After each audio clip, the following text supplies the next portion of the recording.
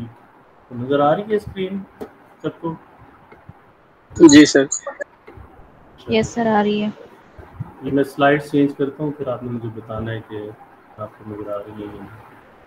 Change हुई slide? जी sir, हुई है। चल, यस सर, हुई है। आज जो है लेक्चर है, 4th लेक्चर है, मैथमेटिकल स्टैटिस्टिक्स का लेक्चर 4 है, और इसकी आउटलाइंस जो है वो आज की हैं एग्जांपल्स। आज हम ना थोड़ा सा ये देखेंगे कि प्रॉब्लम सॉल्विंग किस तरह की आ सकती है एग्जाम में, या इस टॉपिक से जो हमने पढ़े हैं जितने भी, उससे रिलेटेड कौन कौन से प्रॉब्लम्स या क्वेश्चंस आ सकते हैं। स्टार्ट में मैं एक एग्जांपल ले रहा हूँ, और वो एग्जांपल ये है कि हमारे पास there are 3 TV programmes A, B and C which can be received in a city of 2000 families।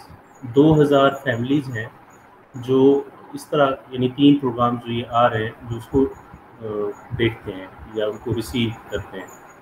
The following information is available on the basis of सर्वे। अच्छा, ये हमने एक सर्वे किया है और उसके बेस पर मैं कुछ इन्फॉर्मेशन मिली। क्या information milli? 1200 families listen to program A, 700 families listen to the program B, 800 families listen to the program C। पहली ये 3 इन्फॉर्मेशन। ये जो अभी डेटा आया है ये एक रॉ डेटा कहलाता है, बेसिक डेटा कहलाता है, ठीक है। Next, 765 families listen to program A and B, 450 families listen to program A and C, 400 families listen to the program B and C। यहाँ जो डेटा आ रहा है ये इंटरसेक्शन का डेटा है, यानी अगर A, B, C में टोटल 1200, 1100 और 800 प्रोग्राम्स देखे जा रहे हैं, तो A इंटरसेक्शन B जो है इसमें, यानी A और B कॉमन प्रोग्राम्स 765 फैमिलीज देख रही है, ठीक है, 765 फैमिलीज। ये समझ आ रहा है? जी सर। ओके। 450 प्रोग्राम जो है वो A और C, यानी A इंटरसेक्शन C जो है, A इंटरसेक्शन C जो है ये 450 इसका आंसर है, 450, ठीक है जी। अच्छा, अब है 400 फैमिलीज ऐसी हैं जो B इंटरसेक्शन C, यानी B और C दोनों प्रोग्राम देखते हैं। B इंटरसेक्शन C, ये इसका जो आंसर आ रहा है वो आ रहा है 400।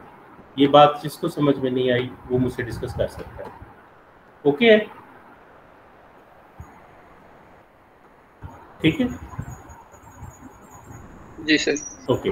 अब A में 1200 फैमिलीज रख दें, B में 1100 फैमिलीज रख दें और C में 800 फैमिलीज रख दें, तो A इंटरसेक्शन B में 765 फैमिलीज होंगी, A इंटरसेक्शन C में 450 होंगी और B इंटरसेक्शन C में 400 फैमिलीज होंगी। ये भी क्लियर हो गया। 100 families listen to program A, B, C, यानी A intersection B intersection C में 100 फैमिलीज होंगी। 100 फैमिलीज ऐसी हैं जो A भी देख रही है प्रोग्राम B भी और C। Find the probability that a family selected at random listen at least 1 और मोर टीवी प्रोग्राम्स। हमने ऐसी प्रोबेबिलिटी निकालनी है किस इवेंट की, रैंडमली सिलेक्टेड एक फैमिली अगर मैं लूँ तो क्या प्रोबेबिलिटी है, क्या चांस है कि वो एक या एक से ज़्यादा टीवी प्रोग्राम्स देख रहे हों। 2000 में से 1200 फैमिलीज ए प्रोग्राम देखती हैं, 1100 फैमिलीज बी प्रोग्राम देखती हैं और 800 फैमिलीज सी प्रोग्राम देखती हैं। क्या प्रोबेबिलिटी है कि हमारे पास जो है एक फैमिली हम सेलेक्ट करें तो वो एटलीस्ट 1 और मोर टीवी प्रोग्राम जो है वो सुनते हों या देखते हों। ये है क्वेश्चन समझ आ गया तो मैं आगे चलता हूँ। जी बताएं। जी सर, आ गया। ओके, अच्छा, टोटल नंबर ऑफ फैमिलीज जाहिर है 2000 है, okay. Let n number of elements in A 1200 है, ए प्रोग्राम देखने वाले। Number of elements in B 1100 है, number of elements in C 800 है, इंटरसेक्शन में 765 है, ए इंटरसेक्शन बी में, ए इंटरसेक्शन सी में 450 है, बी इंटरसेक्शन सी में 400 है और A intersection B intersection C में 100। ये डेटा हमने क्वेश्चन से रिट्रीव किया मैथमेटिकल फॉर्म में।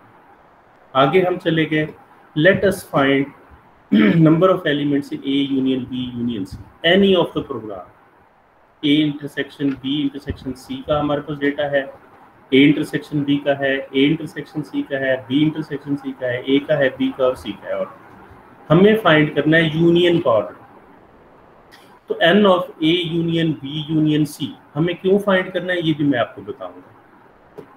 Number of elements in A union B union C is equals to number of elements in A plus number of elements in B plus number of elements in C minus number of elements in A intersection B minus number of elements in A intersection C minus number of elements in B intersection C plus number of elements in A intersection B intersection C। ये वो formula है जो हमने probability के लिए पढ़ा था, याद आया आपको लास्ट लेक्चर में?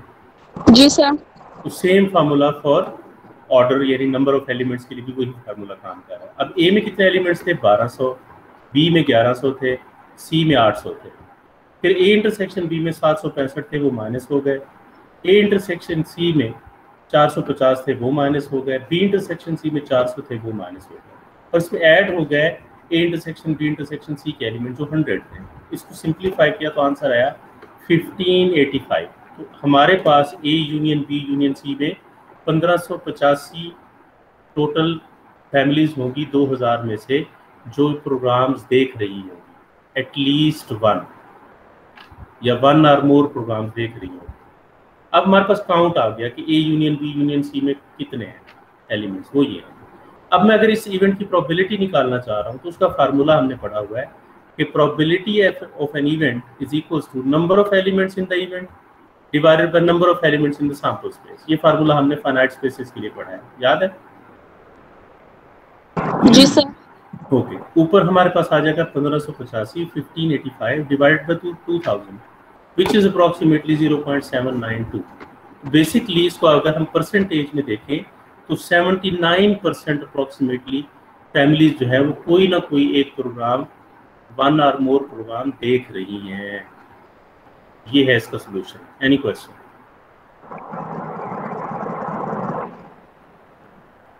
कोई क्वेश्चन है? ए इंटरसेक्शन बी जो है वो 765 कैसे आया सर? 765 कैसे आया? गुड। यहाँ देखें 765 families listen to program A and B लिखा हुआ है। हाँ जी ठीक है, समझ आ गया। तो ये उसने हमें क्वेश्चन के अंदर दी हुई है इन्फॉर्मेशन कि भाई 765 फैमिलीज ऐसी हैं जो ए और बी दोनों प्रोग्राम देखती हैं। हाँ जी, 450 फैमिलीज ऐसी हैं जो ए और सी प्रोग्राम देखती हैं, ठीक है जी। और 400 फैमिलीज ऐसी हैं जो बी और सी देखती हैं। तो हमें पता लगा इन दो प्रोग्राम्स को देखने वाली फैमिलीज 400 हैं जी। अच्छा, तीनों प्रोग्राम्स देखने वाली फैमिली 100 हैं, ये भी उसने दिया हुआ है जी। तो ये सारी इंफॉर्मेशन जो हमने यहाँ कलेक्ट की है, गैदर की है इस स्लाइड में, ये हमें उस क्वेश्चन में गिवन। ठीक है। और कोई सवाल है तो?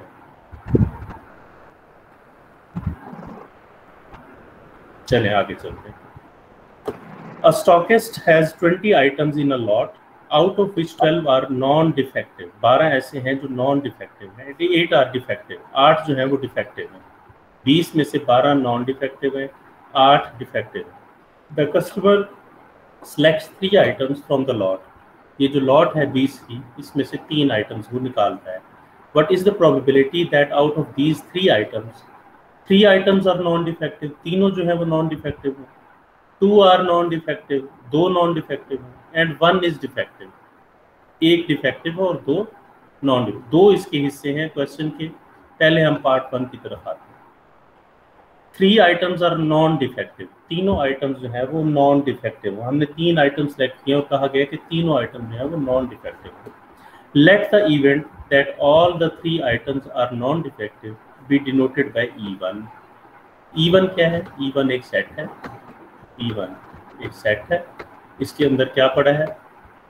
3 आइटम्स जो नॉन डिफेक्टिव हैं, नॉन डिफेक्टिव आइटम्स पड़े हैं। नॉन डिफेक्टिव 1, नॉन डिफेक्टिव 2 और नॉन डिफेक्टिव 3। ठीक है जी। ये there are 12 non defective items and out of them 3 can be selected. तो हमारे पास टोटल नॉन डिफेक्टिव आइटम्स कितने हैं? 12। जिसमें से हमने 3 सेलेक्ट करने हैं, तो इसकी प्रोबेबिलिटी है, इसके चांस कितने होंगे 12C3। तो इसका ऑर्डर क्या होना चाहिए कि कौन कौन से इसकी जगह आ सकते हैं। जाहिर है अगर तीनों नॉन डिफेक्टिव हैं तो कुल 12 में से आएंगे, तो 12 में से 3 सेलेक्ट करने के चांस कितने हैं, वो ये 12C3। याद आया कुछ? साइमल्टेनियसली हम इसको सॉल्व कर रहे हैं क्योंकि हमारे पास कोई भी 3 आइटम्स हैं, ऑर्डर मैटर नहीं करता। नहीं समझ आ रहा? आपके पास एक सेट है जिसमें 12 एलिमेंट्स पड़े हैं, आपने उसमें से 3 ऑर्डर का सेट बनाना है, तो आप कॉम्बिनेशन यूज करेंगे ना। ये एग्जांपल हमने की थी लास्ट लेक्चर में। हाँ जी। तो हमने 12 में से अगर 3 सेलेक्ट करने हैं, वो use the combination 12C3।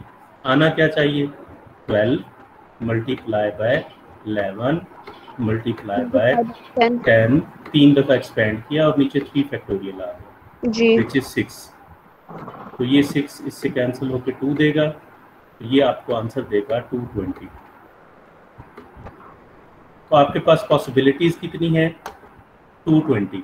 n of e का आंसर क्या आएगा 220। Any question? ठीक है। ओके अच्छा, अब total number of ways in which 3 items can be selected from. Total कितने हैं 20। 20 में से 3 सिलेक्ट करने की प्रोबेबिलिटी या चांस कितना है। सैंपल स्पेस का ऑर्डर क्या है वो बता रहा है। वो होगा 20 में से 3 सिलेक्ट करने हैं तो 20C3 which is again 20 multiply by 19 multiply by 18 and whole divided by 3 factorial which is 6। जी हाँ ठीक है। 6 3 is 18, हाँ या ना? यस। तो 19 3 is क्या होता है 57। नहीं समझ आ रहा? 19 3 is 57। Okay 57 multiply by 20 is क्या आएगा 57 मल्टीप्लाई बाय 20 1140। हाँ 1140 1140। ठीक है जी। तो ये आपके पास S के ऑर्डर आ गया और आपके पास इवेंट का ऑर्डर है 220। तो आप जब इसको सिंप्लीफाई करेंगे तो आपके पास आएगा 220 डिवाइडेड बाय 1140। तो ये आपके पास उसने इसको सिंप्लीफाई किया है, ऊपर और नीचे डिनोमिनेटर में चीज़ें आ गई। जब आप इसको माइनस डिवाइड करेंगे तो आपके पास आएगा 0.193। तो बेसिकली इसकी प्रोबेबिलिटी कितनी है 19% या 0.193। ये क्लियर हो गया? हाँ जी। अब दूसरा पार्ट क्या था इसका 2 are non defective and 1 is defective. 2 are non defective and 1 is defective. तो हम कैसे इसको सॉल्व करेंगे? देखें 2 हमने लेने हैं नॉन डिफेक्टिव से, तो नॉन डिफेक्टिव टोटल कितने हैं 12 और इसमें से लेने कितने हैं 2 मल्टीप्लाई बाय, फिर डिफेक्टिव कितने हैं 8 और उसमें से लेने कितने हैं 1। तो ये हमारा ऑर्डर बनेगा इस दफा n of E1। Any question? ठीक है। n ऑफ E1 ये बनना चाहिए बाय लॉ। इसको हम सिंप्लीफाई करेंगे आगे। इसी तरह S का ऑर्डर यही रहेगा जो है, ठीक है। सैंपल स्पेस तो वही रहेगी ना बेटे जी। आगे आते हैं इसके सॉल्यूशन पे। Let the event that 2 items are non defective and 1 is defective be denoted by E2। अब 12 में से 2 लेने हैं और 8 में से 1 लेना है, तो E2 का ऑर्डर हो गया ये वाला जो हमने अभी थोड़ी देर पहले देखा। Any question? No. Next probability find करनी है, तो order of E2 divided by order of S। Order of E2 ये है, ऑर्डर ऑफ S ये है। इसको हमने यहाँ पुट किया और सिंप्लीफाई किया, we get 0.463 means 46% approximately chance है कि हमारे पास 2 जो है वो नॉन डिफेक्टिव और 1 जो है वो डिफेक्टिव आए। 46% चांस है। ये आपके सामने है, प्रोबेबिलिटी हमने निकाल ली। इसमें कोई क्वेश्चन है बेटे, कर लें तो फिर मैं आगे चलूँ। ठीक है सर, आगे करें। Okay.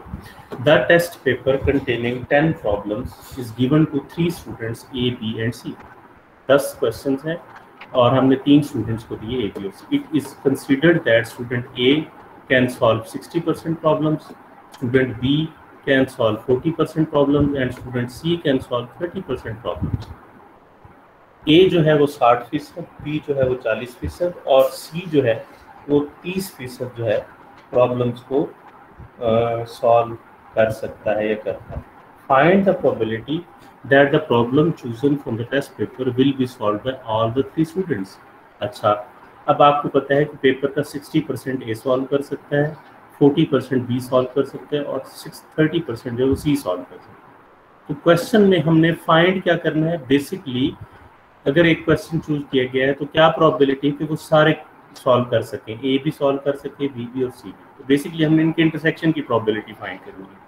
Is it clear now? जी सर। ओके, दूसरा आपको मैं जो पॉइंट बताऊंगा वो ये है, आप बताएं अगर 3 लोग हैं, एक पेपर मैं दे देता हूं उन्हें, अब एक है ए, उसको 10 सवाल आते हैं या 60% ऑफ द पेपर आता है, क्वेश्चन नंबर 1 वो सॉल्व कर सकता है फर्स्ट करें। बी जो है वो भी क्वेश्चन नंबर 1 सॉल्व कर सके। क्या बी डिपेंडेंट है ए पे कि अगर ए कर सकेगा तो मैं कर सकता हूँ? No sir. या सी डिपेंडेंट है ए पे? No sir. इस वजह से हम कहते हैं कि ये इंडिपेंडेंट है। Solving the problem by a student is independent of solving the problem by other students. हाँ या ना? जी सर। ओके, अगर ये इंडिपेंडेंट इवेंट्स हैं और हमने इंटरसेक्शन की प्रोबेबिलिटी निकालनी है, तो हमने पढ़ा है अगर हमारे पास इंडिपेंडेंट इवेंट्स हो और इंटरसेक्शन की हमने प्रोबेबिलिटी निकालनी हो तो हर एक की प्रोबेबिलिटी का प्रोडक्ट आ जाएगा। एग्रीड? जी। तो 60% मीन्स प्रोबेबिलिटी की फॉर्म में हम लिखेंगे 0.6, 40% मीन्स 0.4 और 30% मीन्स 0.3। इन तीनों को हम मल्टीप्लाई करेंगे, 0.6 को, 0.4 को और 0.3 को, वी गेट 0.072। जी ठीक है। तो ये है सॉल्यूशन कि अगर हम एक क्वेश्चन चूज करते हैं और हम चेक करना चाहते हैं क्या प्रोबेबिलिटी है कि वो क्वेश्चन तीनों को आता होगा, तो वो प्रोबेबिलिटी है तकरीबन 7%। 7% प्रोबेबिलिटी है कि वो क्वेश्चन तीनों को आता होगा। क्लियर हो गया? जी सर। जी sir. From a pack of 52 cards, 1 minute रुके होल्ड कीजिए। अस्सलाम वालेकुम डॉक्टर जी। बस हाँ, पेपर मैं अभी भेज देता हूँ, बस ये मेरी क्लास है। MCQ तो आ गए। फजी है।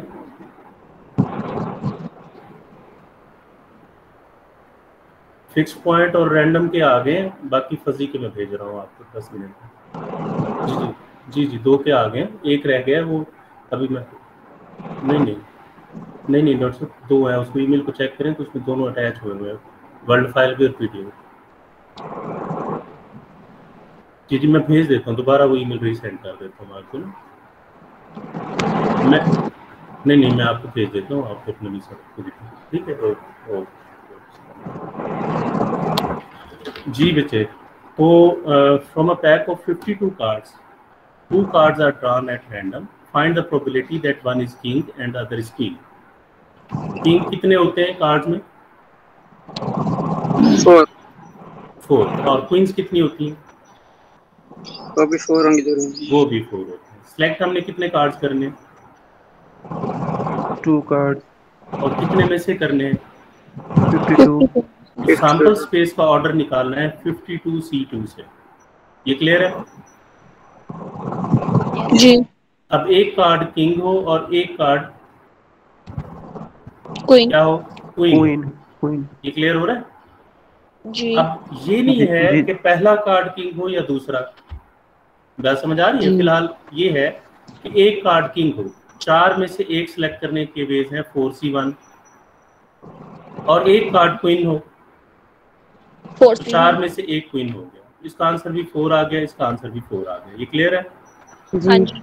अब अगर पहले किंग और दूसरा क्वीन हो तो भी ये पॉसिबिलिटीज, और अगर पहला क्वीन और दूसरा किंग हो तो भी यही पॉसिबिलिटीज जी। तो जितनी पॉसिबिलिटीज बनेगी उसको मैं 2 से मल्टीप्लाई कर दूंगा। ओके, सही हो गया। यानी पहली जगह पे किंग और दूसरी जगह पे क्वीन की अगर 8 पॉसिबिलिटीज है तो पहली जगह पे क्वीन और दूसरी जगह किंग की भी 8 पॉसिबिलिटीज और बनेंगी, तो टोटल 16 पॉसिबिलिटीज हो जाएंगी। क्लियर है? जी सर। तो यहाँ हम क्या करेंगे, एंड ऑफ ई अगर हमने निकालना है तो उसको मल्टीप्लाई कर देंगे 2 से। जो मिस्टेक है नजर आ रही मुझे वो ये है, यहाँ भी 2 से मल्टीप्लाई होगा। ठीक है,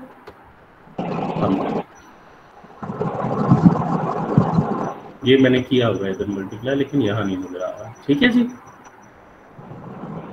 जी सर।